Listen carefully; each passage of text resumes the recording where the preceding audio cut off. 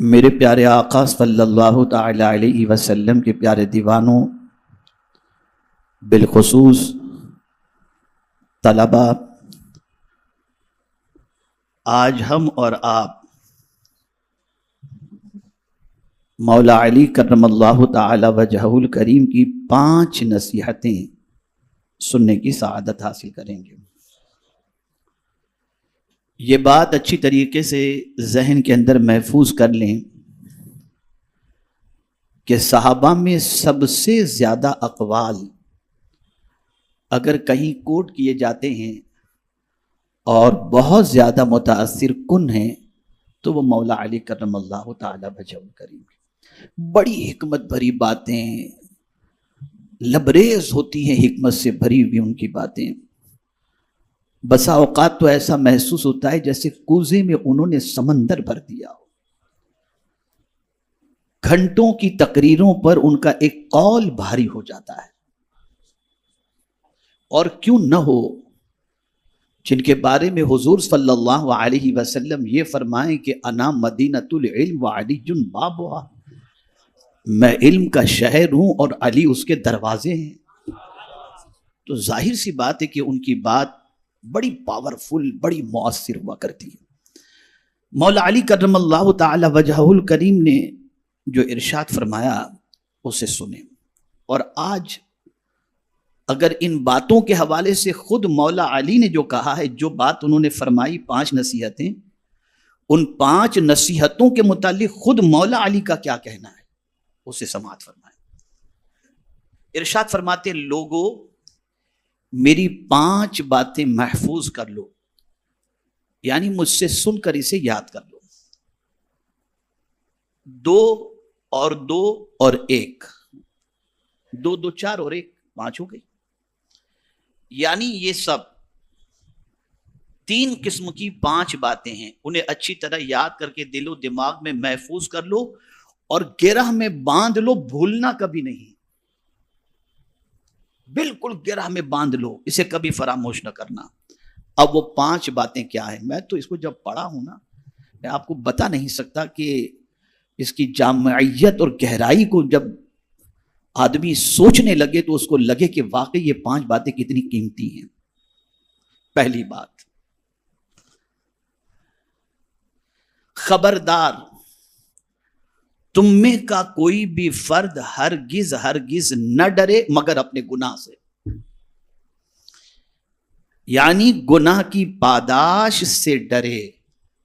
اگر ڈرنا ہی ہے تمہیں تو ہم بیماری سے ڈرتے ہیں، روزی کی تنگی سے ڈرتے ہیں، ذلیل ہونے سے ڈرتے ہیں، خوار ہونے سے ڈرتے ہیں۔ مولا علی فرماتے ڈرنا ہو تو صرف اسی سے ڈرو کہ تم سے گناہ ہو گیا، اس گناہ سے ڈرو۔ اس لیے کہ قرآن مقدس میں اللہ عز و جل نے فرمایا من یعمل سوءا یجز بہ، جو برا کرے گا اس کا بدلہ اسے ملے گا۔ اور ظاہر سی بات ہے کسی چھوٹے کی بات نہ ماننا اس پر اتنی بڑی سزا نہیں ہوتی۔ اس کو میں ایگزامپل کے ذریعے، اللہ کی ذات ساری تمثیل سے پاک ہے لیکن مثال کے ذریعے سمجھاؤں۔ آپ نے اپنے بڑے بھائی کی بات نہیں مانی تو اس کی سزا لمیٹڈ ہوگی، لیکن باپ کی بات نہیں مانی تو پھر وہ سزا بدل جائے گی۔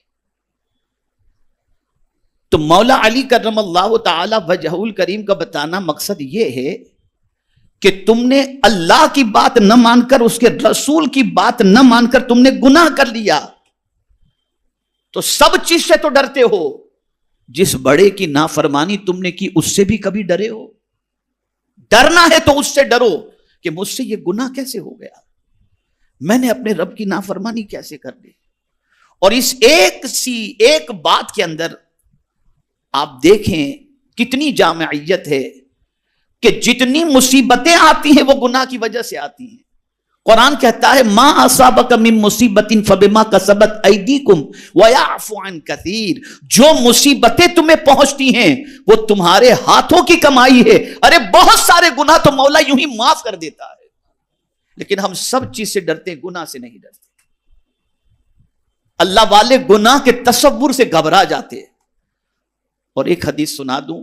ام المؤمنین حضرت عائشہ صدیقہ رضی اللہ تعالی عنہا نے رسول اعظم صلی اللہ علیہ وسلم سے عرض کیا یا رسول اللہ صلی اللہ تعالی علیہ وسلم کیا کوئی ایسا بھی ہے جس سے قبر میں سوال نہ ہو؟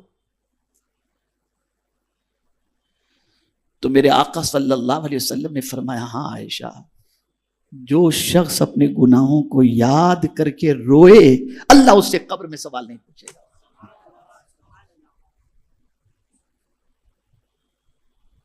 سب سے بڑی مصیبت گناہ ہے، اور جسے آج کے دور میں انسان مصیبت سمجھتا ہی نہیں ہے بلکہ گناہ میں ہی راحت تلاش کرتا ہے، جو سب سے بڑی مصیبت ہے، بلکہ مصیبت کی جڑ یہی ہے.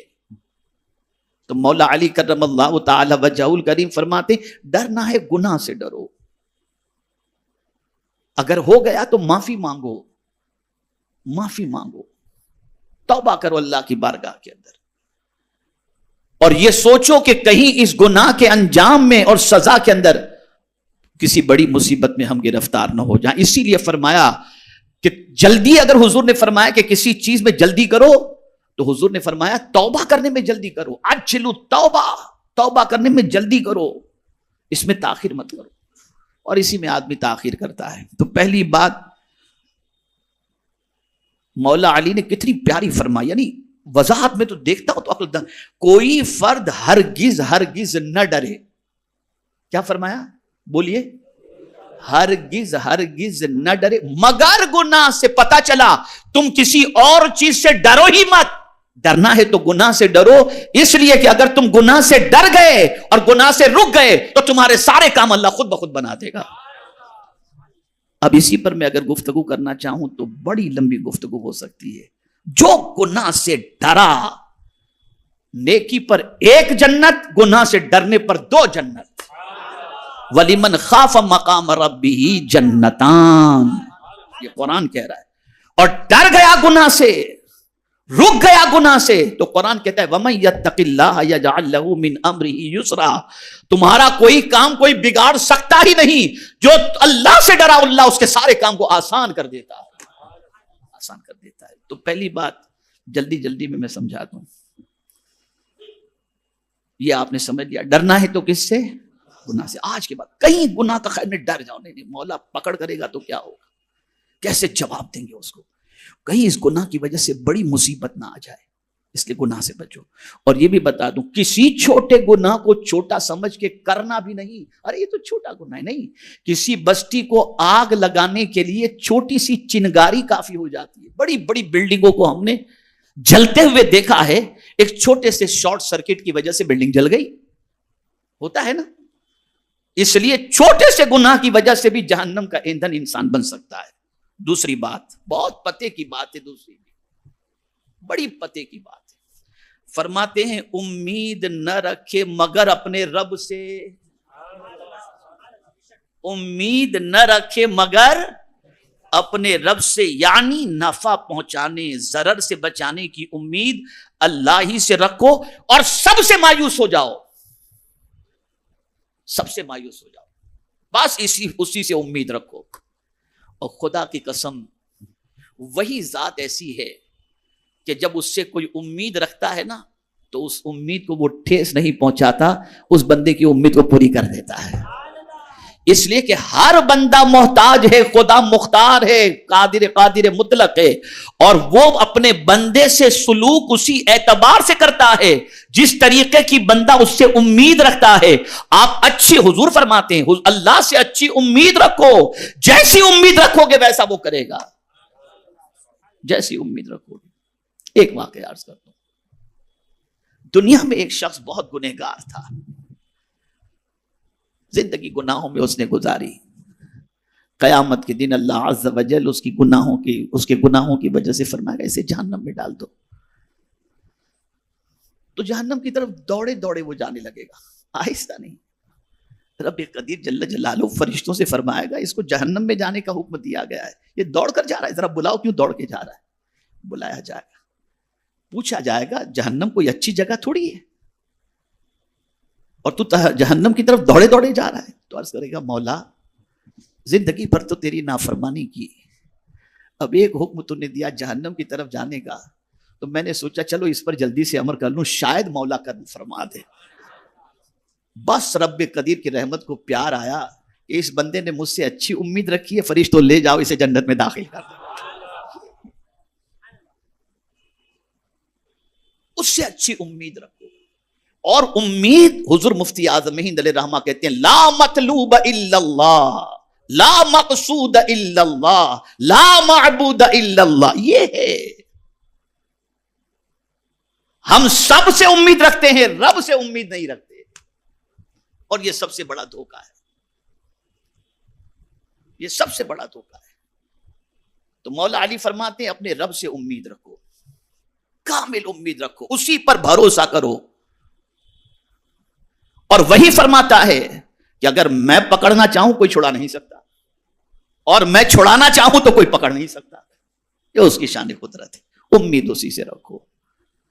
آج جو ہمیں تکلیف پہنچتی ہے نا، وہ انسانوں سے امید رکھ کر، جتنی بھی تکلیفیں پہنچتی ہیں، یہ فلاں میرا بہت چاہنے والا ہے، بڑا لمبا لفافہ دے دے گا، اور بعد میں لفافہ آیا تو کھول کر دیکھے تو 200 روپے اس کے اندر تھے، کیا اس نے دے دیا۔ شادی کے موقع پر غریب آدمی ہے، سوچتا ہے کہ یہ آدمی میری اچھی مدد کرے گا، پتہ چلا اس نے کہا کہ بھائی ٹھیک ہے 2-5 ہزار روپے لے لینا، صحیح ختم۔ لیکن رب سے اگر امید رکھے تو اس کے قبضے میں سب کچھ ہے۔ اور یہ جملہ زندگی پر یاد رکھنا، خاص طور پر ہمارے علماء جو یہاں بیٹھے، میں ان سے گزارش کرتا ہوں، دنیا کا انسان دے گا تو احسان جتائے گا، اور خدا دے گا تو کبھی احسان جتائے گا ہی نہیں۔ دنیا کے انسان سے مانگو وہ ناراض ہو جاتا ہے، اور خدا سے نہ مانگو تو وہ ناراض ہو جاتا ہے، اس لیے اس سے امید رکھو، اس سے امید رکھو۔ اب یہاں کوئی یہ کہہ سکتا ہے کہ انبیاء سے، حضور صلی اللہ علیہ وسلم سے کوئی امید نہ رکھی جائے، تو میں یہاں پر آپ سے عرض کروں، اللہ عز و جل سے امید رکھنے سے متعلق یہی ہے کہ جن جن ذرائع سے اس نے تمناؤں کو پوری کرنے کے ذرائع رکھے ہیں، ان سے بھی آپ طلب کرو کہ وہ عطا کرنے والے، اس لیے کہ حضور کے حوالے سے تو خود حضور صلی اللہ علیہ وسلم فرماتے ہیں انما انا قاسم واللہ یعطی، ارے بانٹنے والا تو میں ہی ہوں اور دینے والا تو خدا ہی ہے، تو جو کچھ میرے در سے ملے گا سمجھ لو وہ خدا کے یہاں سے آیا ہے تو ہی تمہیں ملے گا۔ تو حقیقی امید اللہ سے، اور اس نے جو دروازے رکھے ہیں ان دروازوں سے تعلق رکھو۔ یہ 2 چیزیں ہو گئیں۔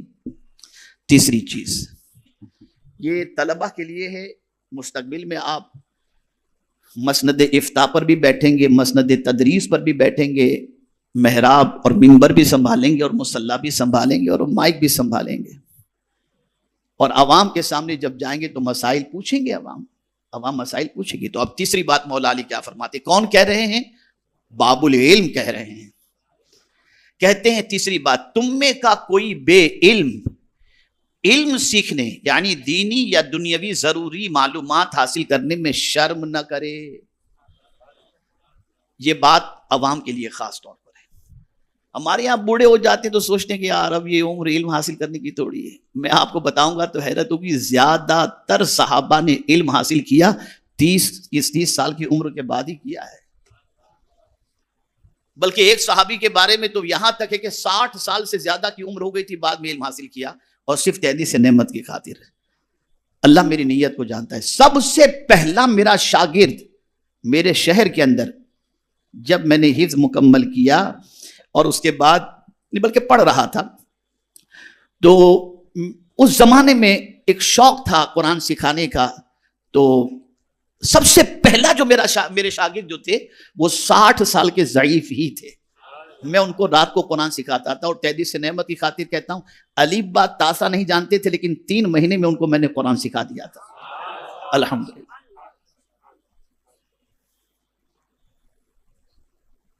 تو بوڑھے بھی ہو جاؤ، علم حاصل کرنے میں شرماؤ نہیں۔ اور میرا یہ پیغام ہر بوڑھے کو ہے، بھیا واٹس ایپ چھوڑو، یوٹیوب چھوڑو، اور قرآن سیکھنے کے لیے تیار ہو جاؤ۔ ان قریب انشاءاللہ آپ کو میری طرف سے یعنی تحریک کی طرف سے خبر ملے گی کہ ہم ان کے لیے کیا انتظام کر رہے ہیں۔ تو علم حاصل کرنے میں نہ شرماؤ، اور جو شرما گیا وہ جنت کا راستہ بھول گیا۔ اس لیے کہ حضور صلی اللہ علیہ وسلم ارشاد فرماتے ہیں، جو علم کے راستے پر چلا اللہ اس کے لیے جنت کا راستہ آسان کر دیتا ہے۔ تو شرماؤ نہیں علم حاصل کرنے۔ چوتھی چیز ہاں اب یہ علماء کے لیے اور طلباء کے لیے، جس سے کوئی بات دریافت کی گئی اور وہ جانتا نہ ہو تو ٹوکم ٹاک نہ کرے کہ میں اگر نہیں بتاؤں گا تو میری عزت چلی جائے گی. نہیں، مولا علی فرماتے ہیں تو یہ کہنے میں شرم نہ کرے کہ مجھے معلوم نہیں. لا علمی ظاہر کرنے میں کسر شان یعنی انسلٹ نہ سمجھے، یہ نہ کہے، یہ نہ سوچے کہ میں کہوں گا مجھے نہیں معلوم تو میری عزت چلی جائے گی. نہ نہ. چوتھی بات یہ مولا علی اس لیے کہ غلط بتائے گا تو جب تک وہ غلطی پر عمل کرتا رہے گا گناہ تمہارے سر پر جائے گا، گناہ تمہارے سر پر. اس لیے لا علمی کا اظہار کر دو کہ بھائی انسلٹ اس میں محسوس مت کرو، بتا دیا کرو کہ مجھے نہیں معلوم، آپ فلاں سے پوچھ لیں. اور پانچویں بات جس کو خاص طور پر حضرت فقیہ ابو اللیث سمرقندی رحمت اللہ تعالی علیہ نے صبر کے باب کے اندر لا کر کے یہ واقعہ انہوں نے نقل کیا، یہ ارشادات نقل کیے، اور اس میں جو پانچویں بات جو مولا علی کرم اللہ تعالی وجہہ الکریم نے فرمائی ہے اس سے سماعت فرمائیں اور پھر اپنی زندگی کے بارے میں ہم غور کریں. پانچویں بات، معلوم ہو کہ جملہ کار خیر میں، اچھے کام میں صبر کا مرتبہ ایسا عظیم ہے جیسا جملہ اعضائے بدن میں سر کا مرتبہ. نیکی کے کام کے اندر صبر کا کتنا بڑا اجر ہے. سارے نیک کام جتنے بھی ہیں، توجہ چاہوں گا، جتنے بھی نیک کام ہیں ان سارے نیک کام کے اندر صبر کا مقام کیسا ہے؟ تو فرماتے پورے بدن میں جو سر کا مقام ہے وہی مقام ساری نیکیوں کے اندر صبر کا مقام. اب ایک آیت اس پر پیش کر دوں. قرآن کہتا ہے من جاء بالحسنۃ فلہ عشر امثالھا، ایک نیکی کا بدلہ 10 گنا عطا کیا جائے گا. لیکن حضور کہاں اس پر صبر کر سکتے تھے جب رب قدیر جل جلالہ نے فرمایا کہ ایک نیکی پر 10 گنا، تو سرکار نے عرض کیا مولا اور زیادہ کر دے. تو رب نے فرمایا ایک کا 700 گنا. سرکار نے عرض کیا اور زیادہ کر دے. تو رب نے فرمایا اگر حرم کے اندر کوئی نیکی کرے تو 50,000 ثواب، 50,000 گنا. حرم مکہ میں کرے تو 1,00,000 گنا، یہ ثواب بڑا. پھر بھی حضور عرض کرے مولا اور کر دے. تو پروردگار نے جانا کہ میرا محبوب چاہتا ہے کہ امت کو ایسا ثواب ملے جو انکاؤنٹیبل ہو، بے حساب ہو. تو فرمایا انما یوفی الصابرون اجرهم بغیر حساب. جو صبر کرے گا اسے لمیٹڈ نہیں ان لمیٹڈ اللہ اجر عطا فرما دے گا. یہ ہے صبر،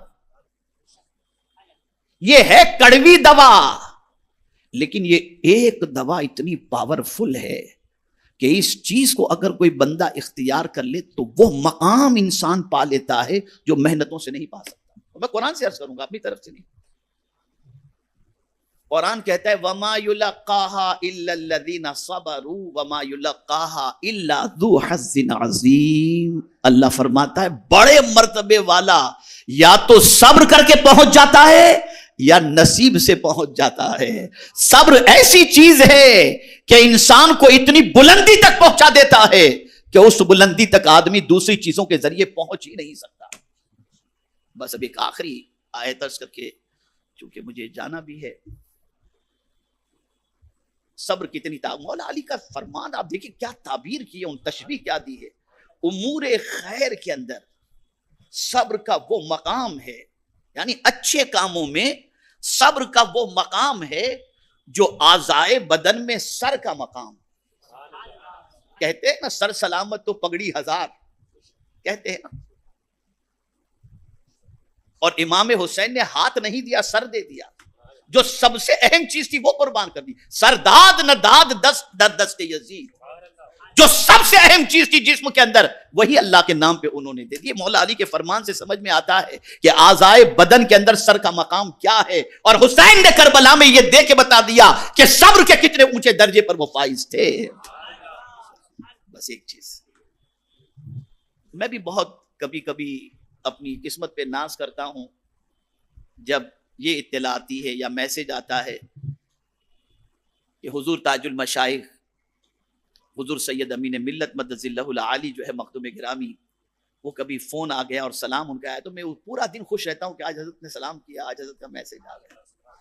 ہوتا ہے کبھی حضرت تاج الشریعہ علیہ رحمہ کو لے لیجئے، وہ تو پردہ فرما گئے، لیکن کبھی ان کی طرف سے، کبھی کسی بڑے شیخ کی طرف سے. اور اب تو ایسا ہو گیا ہے کہ لوگ جو ہے سنہری جالیوں کے سامنے پہنچتے ہیں، لو سلام پیش کر دو ویڈیو کر کے. یہ سب تو نہیں ہونا چاہیے، یہ سب نہیں ہونا چاہیے. وہاں جاؤ تو حضور میں ڈوب جاؤ. میں ابھی 3-4 روز پہلے اجمیر مقدس میں صندلی مسجد میں بیٹھا ہوا تھا. اب لوگ دیکھ کر کے میرے پاس آئے اور میری طرف رو کر کے بیٹھے. میں نے کہا یار کیا کر رہے ہو تم؟ بادشاہ کے دربار میں بھکاری سے مانگ رہے ہو؟ رخ اس طرف کرو. خواجہ صاحب سے میں بھی مانگنے آیا ہوں، تم بھی بھکاری ہو. یہاں کسی کوئی بڑا نہیں، یہاں صرف خواجہ صاحب بڑے ہیں. تو حضور کے دربار میں جاؤ حاضری کے لیے، کون ادھر ہے کون ادھر ہے کچھ بھی نہیں، حضور ہی حضور ہے بس. اور اسی کو اعلیٰ حضرت کہتے ہیں کہ ایسا گما دے ان کی ولا میں خدا ہمیں ڈھونڈا کریں پر اپنی خبر کو خبر نہ ہو، اپنا بھی پتا نہ ہو حضور کی بارگاہ میں جانے کے بعد. تو آج یہ کر رہا تھا، کوئی بڑا سلام پیش کر دے ہم خوش ہو جاتے ہیں، کوئی وہاں جا کر کے کہہ دے کہ میں نے آپ کا سلام حضور کی بارگاہ میں پیش کیا ہے تو اور خوش ہو جائے. مجھے کربلا سے میرے ایک چاہنے والے ہیں، وہیں رہتے ہیں کربلا میں، تو جب بھی ہفتے میں 2 ہفتے میں وہاں جاتے ہیں تو مجھے ویڈیو کال کر کے بتاتے ہیں حضرت کا امام عالی مقام کا مزار، حضرت سلام پیش کرتے ہیں. غوث پاک رضی اللہ تعالیٰ عنہ کے مزار مقدس کے جو خادم ہیں، کبھی ان کا بھی ان سے بھی رابطہ ہوتا ہے تو وہ بھی کہتے ہیں چلے حضرت کی بارگاہ میں، غوث پاک کی بارگاہ میں سلام پیش کر دیں. شیخ احمد کبیر رفاعی رحمۃ اللہ تعالیٰ علیہ کے یہاں کے وہاں کے جو خادم ہیں ان سے بھی کبھی ان کا تو ویڈیو آتا ہی رہتا ہے، ویڈیو کال کرتے ہی رہتے ہیں اور سلام پیش کرواتے ہیں. تو کتنی خوشی ہوتی ہے. لیکن اللہ کیا فرماتا ہے، جب جنت میں جانا ہوگا نا تو جنتی کو کون سلام کرے گا؟ فرشتے کریں گے. کس چیز کے عوض میں؟ نماز، روزہ، حج، زکات. قرآن کہتا ہے فرشتے کہیں گے سلام علیکم بما صبرتم فنعم عقبی الدار. سلام ہو تم پر اے صبر کرنے والے، تمہارے صبر کی وجہ سے تم پر سلامتی ہو، اور یہ آخرت کا گھر کتنا ہی اچھا گھر ہے. فرشتے سلام کریں گے. یہاں ہم سے 1 منٹ صبر نہیں ہوتا، شکایت کا بالکل کھول کر کے بیٹھ جاتے ہیں. اللہ اکبر. بدلو اپنی سوچ کو. یہ 5 وہ نصیحت ہیں کہ مولا علی فرماتے ہیں اس کو جو ہے گرہ میں باندھ لو اپنی زندگی کے اندر، اسے شامل کر لو. پہلی چیز ڈرو گناہ سے کہ یہ ہونے نہ پائے، اس سے بچو. اور دوسری چیز امید اپنے رب سے لگا کے رکھو. تیسری چیز علم حاصل کرنے میں نہ شرماؤ. اور چوتھی چیز نہیں معلوم ہے کوئی چیز تو منع کر دو کہ مجھے نہیں معلوم. اور 5ویں چیز صبر کا دامن تھامے رکھو.